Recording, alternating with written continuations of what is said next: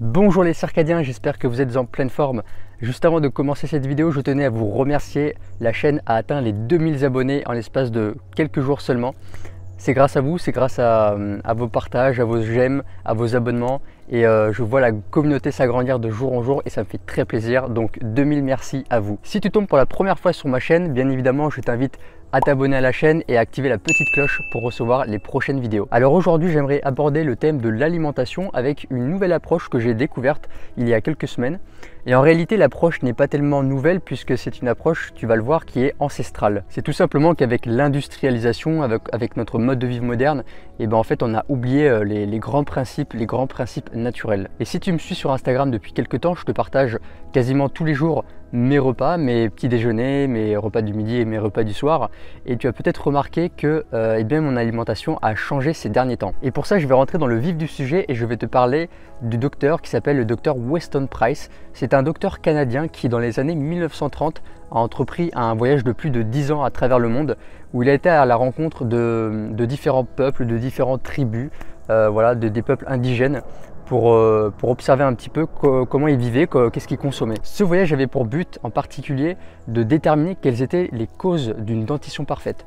Et il s'est rendu compte à travers ses recherches que c'était l'alimentation qui en était principalement la cause. Il a découvert que les problèmes de dentition, les problèmes de caries, les déformations de la mâchoire étaient dus à une mauvaise nutrition et à un manque de nutriments, de vitamines et de minéraux, et ce n'était pas dû à une mauvaise génétique. Et durant son périple, il a visité énormément de peuples, notamment des peuples reculés en Suisse, des tribus indigènes en Amérique du Nord, en Amérique du Sud. Il a été voir également les arborigènes en Australie et aussi des tribus en Afrique. Et il a découvert que tous ces peuples avaient un physique harmonieux, une dentition parfaite, des muscles développés, un corps robuste, un système immunitaire très fort, ils étaient très résistants aux maladies et qu'ils avaient un équilibre psychique excellent. Il s'est alors penché sur le régime alimentaire de tous ces peuples et il a conclu en fait que c'était des peuples qui mangeaient des aliments qui étaient très riches en densité nutritionnelle et qui pouvaient contenir jusqu'à 10 fois plus de vitamines et de minéraux que notre alimentation moderne. Et ces régimes alimentaires étaient en grande majorité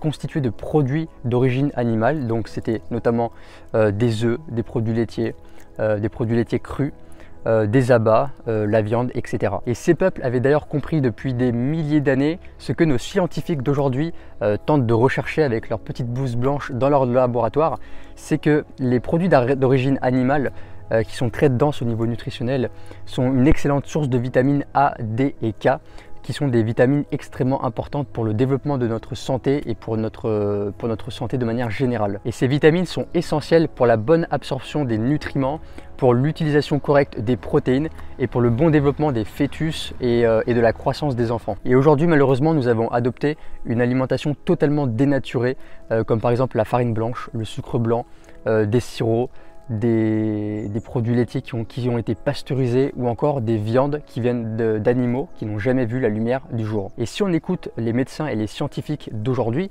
eh ben ils vous diront en fait que les graisses saturées, c'est-à-dire les graisses provenant d'origine animale, sont très mauvaises pour notre santé et peuvent nous causer du cholestérol, du diabète ou encore de l'obésité. Et pourtant, ce que ces peuples indigènes consommer en grande majorité, et bien justement c'était les graisses saturées. Et moi-même depuis maintenant ces 7 dernières années où j'ai expérimenté énormément de choses au niveau de l'alimentation, j'ai essayé plusieurs régimes, le régime végétarien, le régime cétogène, j'ai fait des jeûnes intermittents, un repas par jour, etc.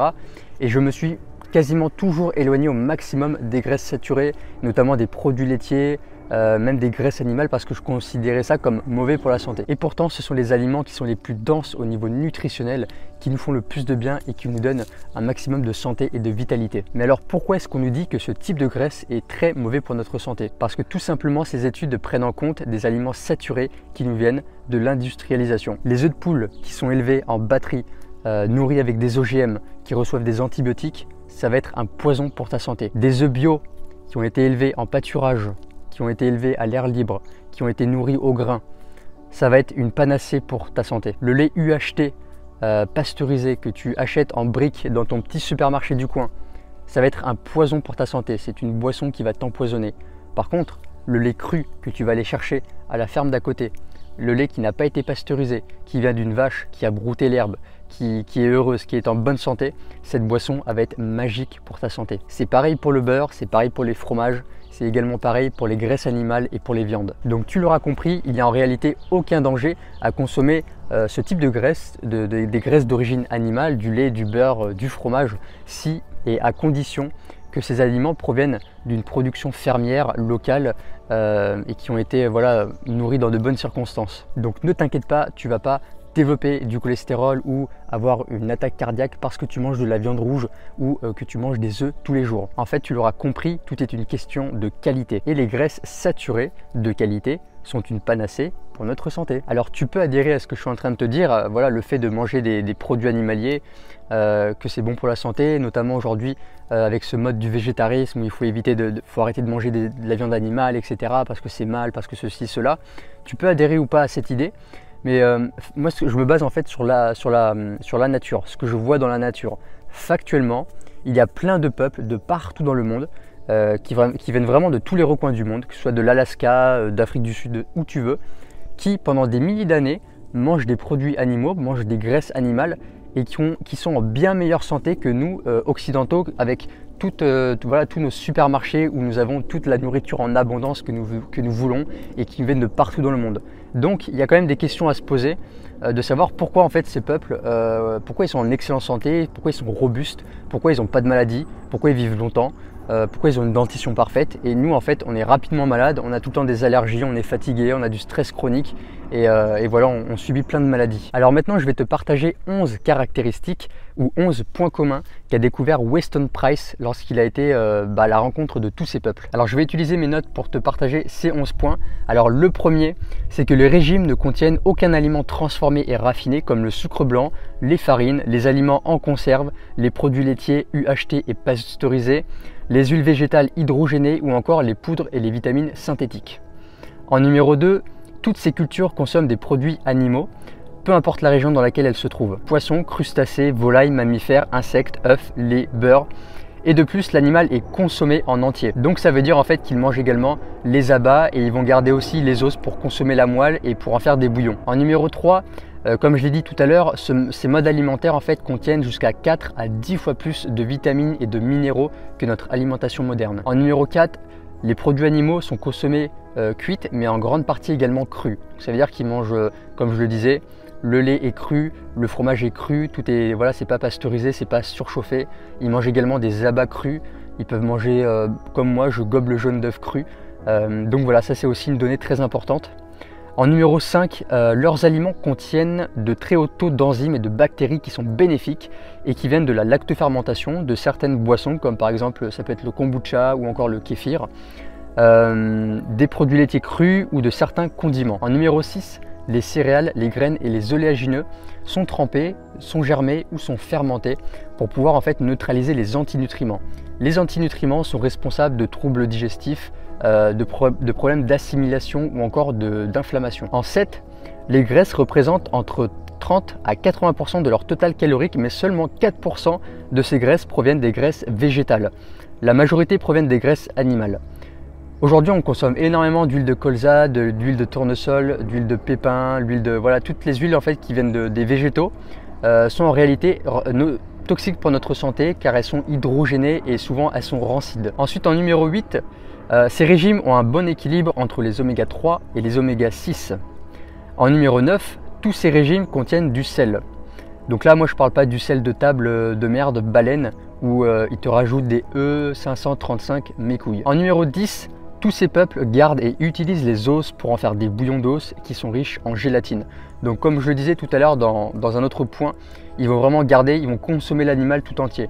Nous ce qu'on fait aujourd'hui c'est qu'on achète du poulet, on mange que le blanc et puis on jette la peau, on jette le gras, on jette les os, on jette tout en fait. Donc on fait énormément de gâchis. Et alors qu'eux en fait ils consomment tout parce qu'ils ont compris en fait que dans les abats, dans le foie, dans le gras également, c'est là où il y a la majorité des nutriments. Et enfin en numéro 11, ces peuples anticipent la santé des futures générations en apportant aux femmes enceintes, aux bébés et aux enfants des produits qui sont denses et nutritifs avec en majorité des produits d'origine animale. Donc là c'est très intéressant, ce qu'il dit c'est qu'en fait ces peuples anticipent en fait la bonne santé de leur progéniture en leur fournissant justement toutes les vitamines et notamment les vitamines A, D et K pour pouvoir favoriser leur bonne croissance et leur bon développement. Et ça je pense que c'est quelque chose qu'on n'est clairement pas capable aujourd'hui de faire, très peu de personnes y pensent, de nourrir correctement une femme enceinte et le bébé pour pouvoir favoriser sa croissance et son bon développement. Alors bien sûr je ne cherche pas à faire l'apologie de la Weston Price Diet comme on pourrait l'appeler. Je ne suis pas en train de dire qu'il faut absolument manger que des produits animaux, que des graisses animales et c'est ce qu'il y a de meilleur pour la santé. J'ai découvert ce mode alimentaire il y a quelques semaines seulement. Ça fait à peine un mois en fait que j'ai vraiment changé mon mode alimentaire et que je me mets à consommer ce type d'alimentation.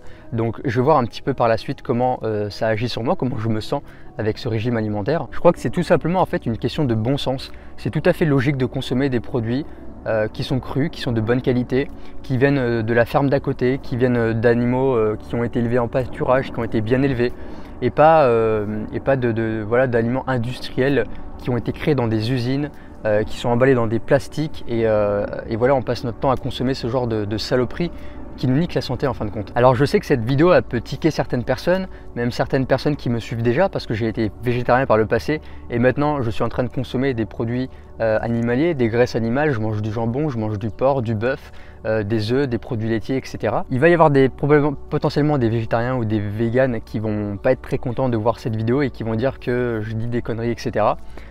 Encore une fois, chacun est libre d'adopter le régime alimentaire. Je ne suis pas en train de dire qu'être végétarien et être vegan, c'est pas bien, qu'il faut manger de la viande. Par exemple, si on regarde aujourd'hui, le végétarisme, le véganisme, le bio, tout ça c'est à la mode en ce moment. Voilà, les gens se tournent de plus en plus vers le végétarisme. Mais moi j'ai été végétarien également. Et quand j'allais en magasin bio, quand tu vas en magasin bio et que tu achètes du tofu parfumé, ou des saucisses véganes et que tu regardes la liste d'ingrédients et que tu as plus de 10 ingrédients différents avec pas que des bonnes choses, je me dis qu'au final le végétarisme ou le véganisme c'est pas non plus des fois la meilleure solution. Donc mon avis en fait c'est que si tu es végétarien ou végane, encore une fois pareil, consomme uniquement des produits bruts. C'est pas parce qu'un aliment est vegan, c'est pas parce qu'une saucisse végétale est végane et qu'il n'y a pas de viande que tu peux le consommer, que ça va être bon pour ta santé. Si tu regardes la liste des aliments derrière, tu as plein de merde. Tu vas avoir des huiles végétales qui sont rancides et qui sont hydrogénées.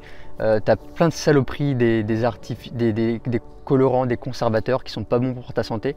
Donc encore une fois, peu importe ton mode alimentaire, peu importe ton choix, consomme des aliments qui sont bruts, qui viennent de la ferme d'à côté, qui sont de bonne qualité. Et pour moi, rien ne vaudra mieux qu'un bon verre de lait cru, un lait de vache cru, plutôt qu'un lait de soja où on a rajouté du sucre et des épaississants. Rien ne vaudra mieux qu'un œuf fermier plutôt qu'un morceau de tofu où la liste à rallonge est de plus de 10 ingrédients. Alors du coup, moi je suis passé de végétarien où je mangeais quand même beaucoup d'œufs à ce régime ancestral.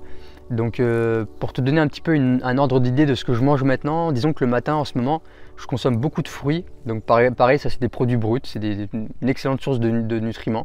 Donc des fruits le matin, ça peut être un bol de lait cru aussi, légèrement chauffé avec du miel et un morceau de fromage, ça peut être du comté, du cantal, de la tome de brebis, peu importe, à condition que le lait soit cru. Ensuite à midi ça peut être des patates douces avec du foie de volaille par exemple, des tranches de jambon séché, ça peut être des œufs, ça peut être des tranches de pain au levain, donc du pain qui a été fermenté.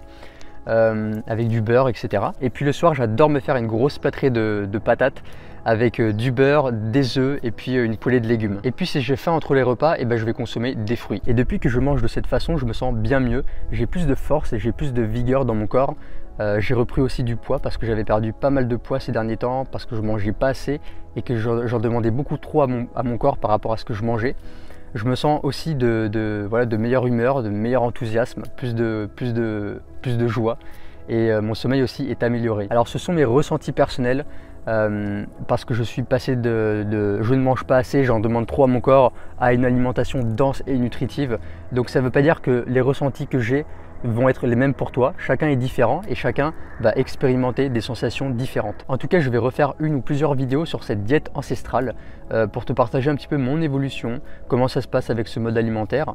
et puis aussi t'apporter des connaissances, tout ce que je vais apprendre et toutes mes expériences. J'espère en tout cas que cette vidéo t'a plu. Si c'est le cas, n'oublie pas de mettre un petit pouce bleu, ça permet de récompenser mon travail et de faire grandir la communauté. Partage en commentaire ton avis sur le sujet, ça me ferait plaisir d'échanger avec toi et puis voilà, de débattre un petit peu, de discuter sur cette thématique, de savoir un petit peu quel est ton mode alimentaire et comment tu te sens avec. Je te dis à très bientôt pour une prochaine vidéo.